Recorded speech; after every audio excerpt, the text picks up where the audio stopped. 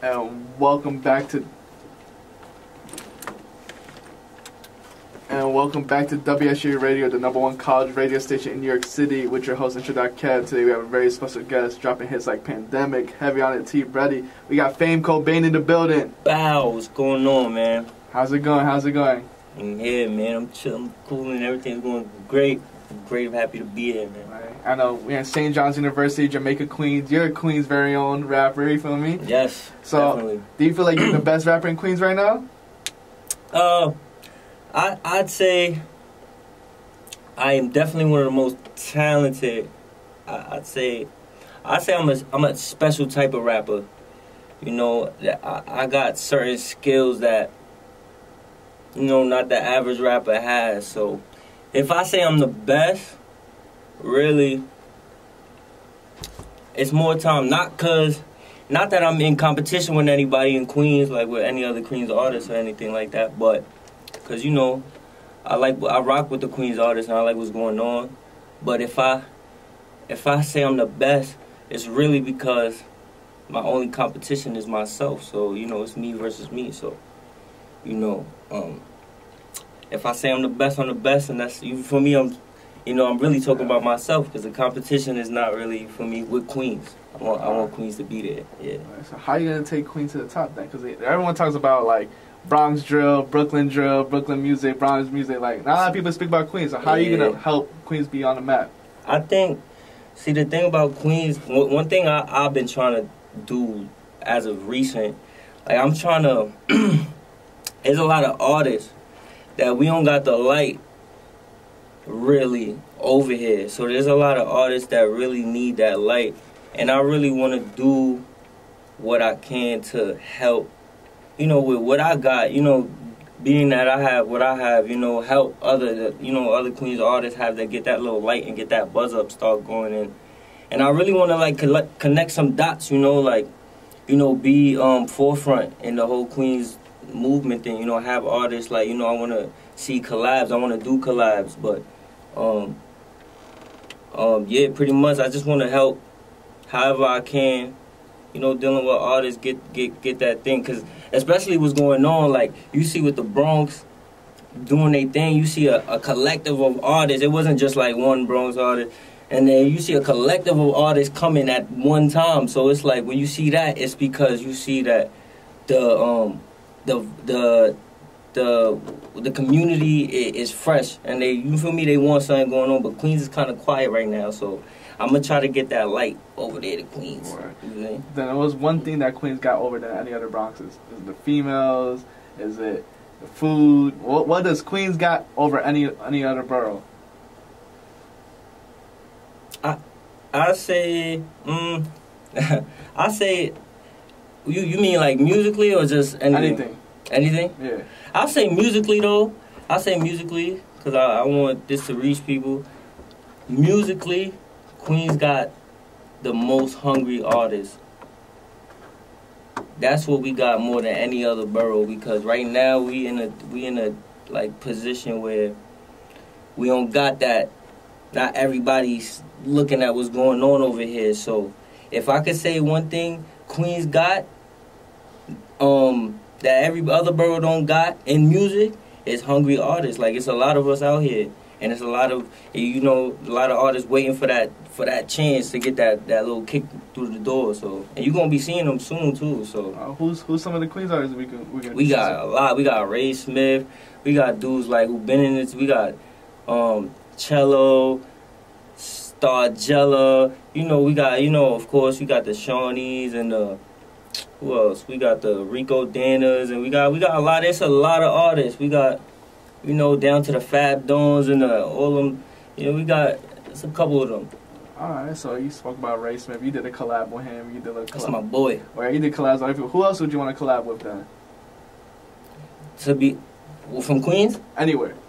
Anywhere. I mean, it's a lot of dudes on. It's a lot of dudes. I'm gonna say, like, it's a lot of dudes I want to do collabs with. I got some collabs in the tuck, though. So, it's a couple. I'd say if I say top 3 right now, you know, obviously my guys, That's who that's who I'm. But also, I say I do another record with like AR. I want to work with like Rocco. Those are guys. Shout out them. Siggy. Those are guys. Well, I know whenever you can check up your Instagram page, they're always in the comments. You guys are always supporting each other. Yeah, I be saying like in the rap, like in what we got going on, I be saying those my real rap friends. Like, you feel me? I don't really got no like, cause it's weird. It get weird. So, but you feel me? As far as like coming up, whoever gave me support in any whatever way. I take that. I take a look at that, and I take that like as a genuine thing. So I just do the same back, like it's all love, like that, and that's dope. Like they always kept that love with me. So. How did you meet them? How did you meet 2-6 and Rocco and 2-6? Me and AR kind of met. I met AR in the studio one time, and it was kind of a weird link up. We was actually there, and through some dude. It was like a mutual link up. We was there through some dude, and it was a studio though. And they was just telling us like, we was both there. And it was just like, yo, y'all should do a record. And we was just like, all right. We was just like, all right, bet. And then from, we did the record. From there, we just vibed from there. It's the dogs. How did you come up with the name Fame Kobaine? Oh, that's funny. Fame Kobaine kind of to be honest, it was like one day, right? I was chilling on my block, and my mans, it was just me and my guys, and my mans had just pulled up, like, I guess he just slid through, and he had seen me, and he was just like, my boy, he was like, my son Fame Kobaine. I guess he did it just to rhyme. I don't know why he said that, but the reason it became my name is because I needed a Facebook name. Oh, okay. So back in those days, like you would like put it you would substitute your last name for some other like Frank Lucas, I don't know, some other type of name. So I just went with Kobaine because what he said, and I just did that. And then when I started dropping music, I was just like, fuck it, I'm about to go with my Facebook name. So was he the first person that believed in you when you started rapping? Who was the first person that was like, yo, Fame Kobaine about to be a star in the building and rap? The first person, I could say it's like two, like, because they did this simultaneously. It's two people really. It's one of my dogs. I grew up with one of my boys since childhood. He kind of had a little. In some way he inspired me to start rapping. In some way, my boy Wes. He was one of the first people, because when I did start rapping, he was the first person I showed my rap to, And he was one of the first people to be like, oh shoot, you got something. And then the other person was like my mom's. My mom's was that other person, like, oh nah, like, you feel me? Oh nah, you got it. That's Mommy Duke. So, from there it was like, those was the first two real supporters I had in the beginning. And then I know when you first was doing like melodic type beats, and then you transitioned to drill. What do you prefer making more then? I prefer making melodic music more. Yeah, I like the melodic music more. Drill is cool. I'm a big fan of drill. That's why I do it. But I like the melodic. I feel like I have more to say with the melodic type of music. So is melodic more in your playlist, or is drill then? Or is it 50-50? It's probably 50-50, because I'm weird. Like, I don't know, like, sometimes I be in a mood for drill, because I want to hear that. But sometimes, like, you'll catch me, I'll probably be on a throwback playlist, or, like, you'll see me on an R&B playlist or something. Like, I'll be on some, I'll be all over the place. But I'm just a fan of music, of, rap. So it's like I'll be all over the place. But I'll say 50-50, yeah. Did you always wanted to be a rapper, or did you have a passion before rapping? Nah, I pretty much always wanted to rap, cause I started rapping when I started rapping. I was only like 10, and I was like 10 years old.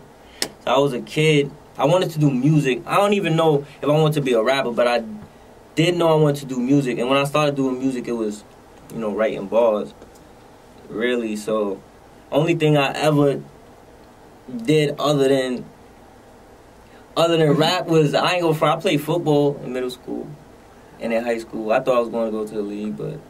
Alright, so you've been making music since you was 10. Then what was like the first studio session like when you first got into the city and taking it serious? How was that? You have a story about your first studio? Yo, my first studio session was foul. Yo, my first studio session was foul. I'm not gonna lie. I remember, matter of fact, my boy that I was just talking about, Wes, I went with him. Boom. So yeah, he found out I rap. I'm trying to rap and stuff. He took me to my first session. So I did a song with him.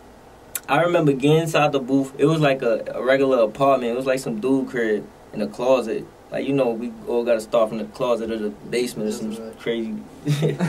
But I just remember it taking like 30 takes to get like 5 bars out.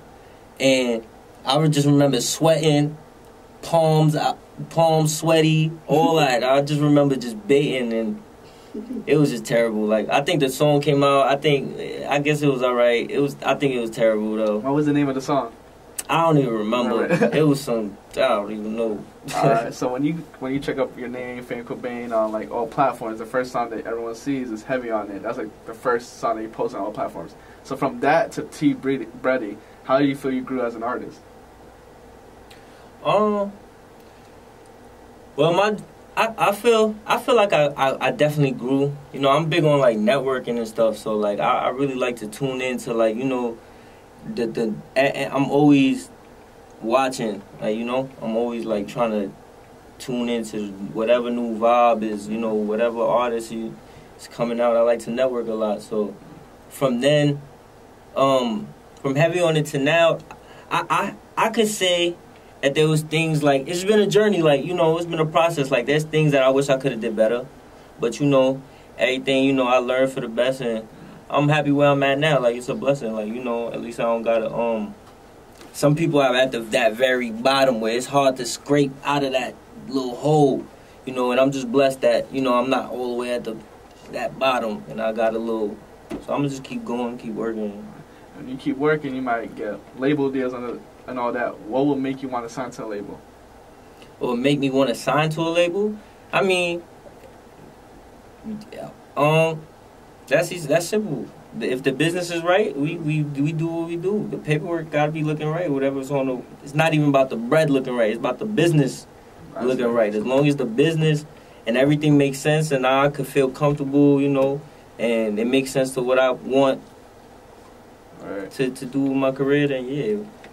That's like the first different perspective I've ever heard, because everyone's like, I want the bag right, and like they'll sign into a bad deal just because the first bag is good, but like the long-term bag isn't good. I ain't gonna lie, like that's the problem with artists nowadays. Like, that's one of the biggest things. Like, that's one of my main things. I always wanted to be that type of person that ain't just focused on the art, but I also love the business of the music industry. So like, you know, I've always been on kind of game and trying to study up on, you know, what I could, like, you feel me, always trying to keep myself safe, you feel me, because I know at the end of the day, yeah, the bag, but that bag right now that you see on that paper got nothing to do with what you make if the business is right. So I mean, if I could give any artist any advice, I would tell y'all to make sure y'all read up on the business, man, because when that time come, or years later, when that time already had came, and years later you figuring out and you going through this and that, and you don't understand why, you feel me? You feel me? You know what's going on. So you have a very good outlook on the business. Would you ever start your own label, Fame Kobaine Records? Definitely. I ain't gonna lie. Definitely something along the lines of that. Man, I want to, like, I'm big, like, I notice one thing, like, the industry don't really got artist development. Like, artist development is different nowadays. Like, it's not really called artist development. And I feel like I got some type of, I don't know, like, I think I know how to make artists get to where, because it's steps, it's a little blueprint to this. And I feel like, I don't know, son, I got that. I ain't there. Of course, I got to work on it my own.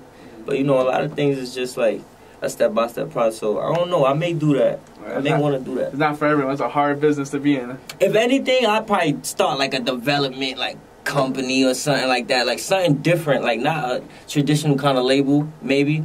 I don't know. Depends how I feel when I'm up there. So many rappers coming out of New York, right? So why should people be tuning into Fame Kobaine? What makes you stand out? What makes you different? I think, I think people should listen to me just because, like, what I be saying, really. Like, I be really talking, like, I really, especially in what's going on right now with the drill. Drill is kind of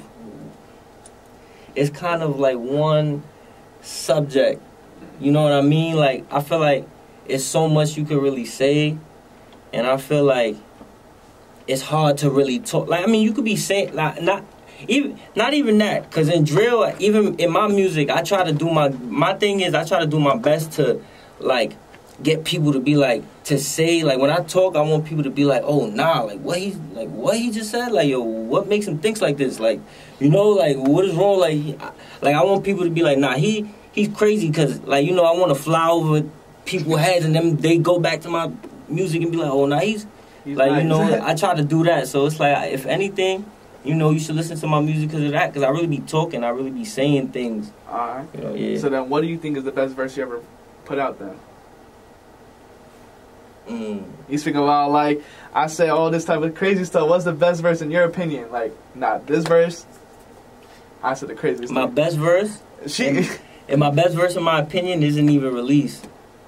It's unreleased. The other thing is you don't have to, like, diss nobody to be like... Oh, yeah. And that's another thing in this culture, like, what we got going on with this drill stuff. Like, I'm one of them artists that you don't hear me. You can't place me inside of a beef or whatever was going on, because that's what the culture is built around nowadays. It's like everybody got some type of issue with something, and it all relates back to the politics of the streets. But I kind of separate the politics of the streets with my music. I kind of just making music. Like, of course, I'm still here. I'm trying to make it out, but I separate that with my music. Even though I'm in drill music, I'm talking about this, but you're not gonna see me name drop nobody. You're not gonna see me talk about nobody, like, you know. And I'm not out here to diss nobody because I don't got no time, you know. When we speaking about a lot of drill, you know, you coming from Queens, you see it from the outside. You speak about not being in a box, like the beef and all that. You know, everyone's talking about the Mount Rushmore drill. From you being from Queens, you sing. Who do you think is on the top 4 for Mount Rushmore? Top 4 or it's 4? It's 4, yeah. I'm gonna say this though. In my opinion, I don't want nobody to get like, I don't care, all right?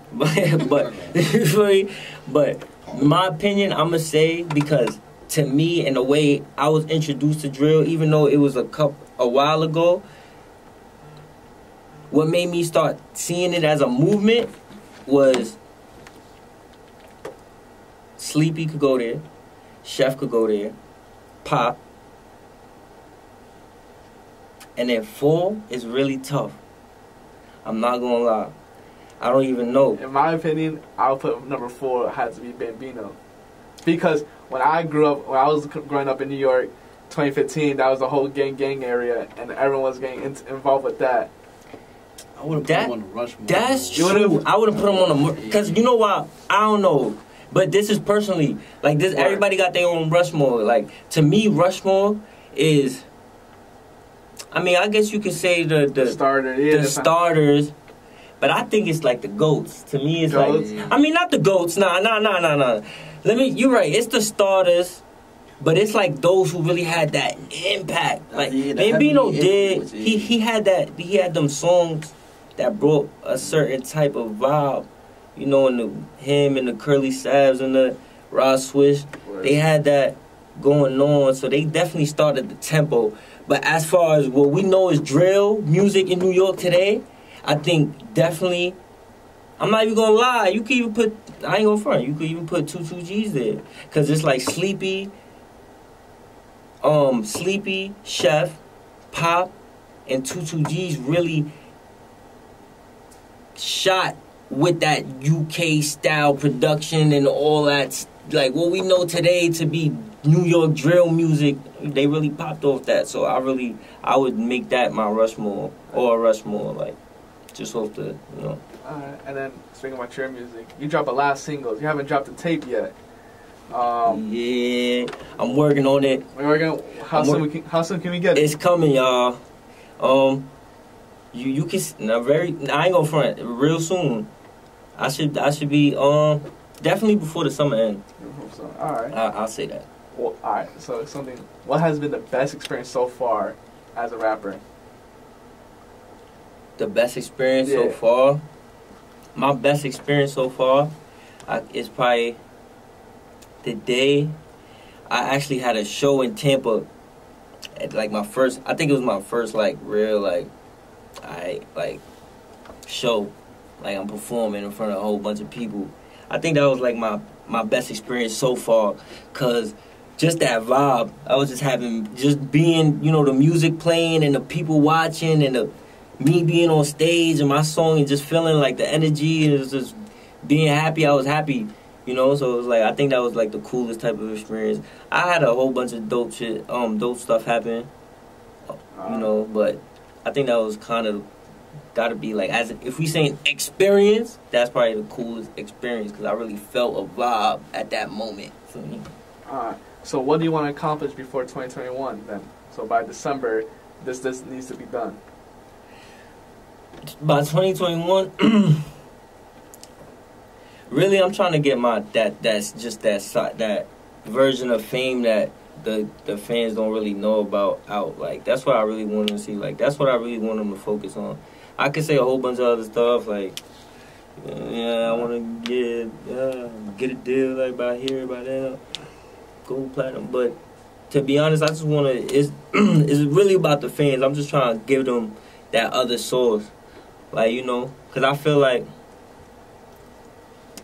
people not really gonna understand. Like people not gonna get my character, like until they see the real music that I do. So I'm excited for that. So it's just, you know, when I'm ready to put that type of music out there and show everybody what Fame got going on. And I'm excited for everybody to see, like, you know, the vibes I got. All right. Yeah. As my last question, I always ask this question to everyone. What type of legacy do you want to have with the name Fame Kobaine? When people bring up Fame Kobaine, what should they associate with it?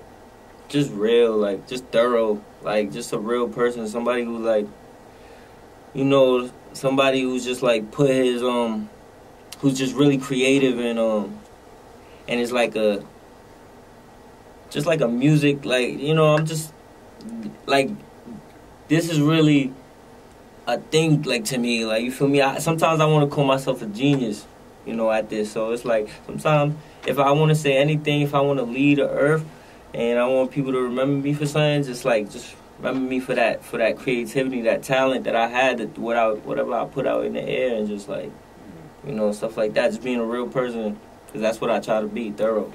All right. Thank you for tuning in. Where can people find you at? What's the socials? Socials, everything, Fame Kobaine, Instagram, Facebook, Twitter, all that stuff. YouTube, Fame Kobaine, Twitter, The Real Kobaine. We on there. We going on TikTok, all that stuff. Get at me. All right. Thank you for tuning in. Appreciate it.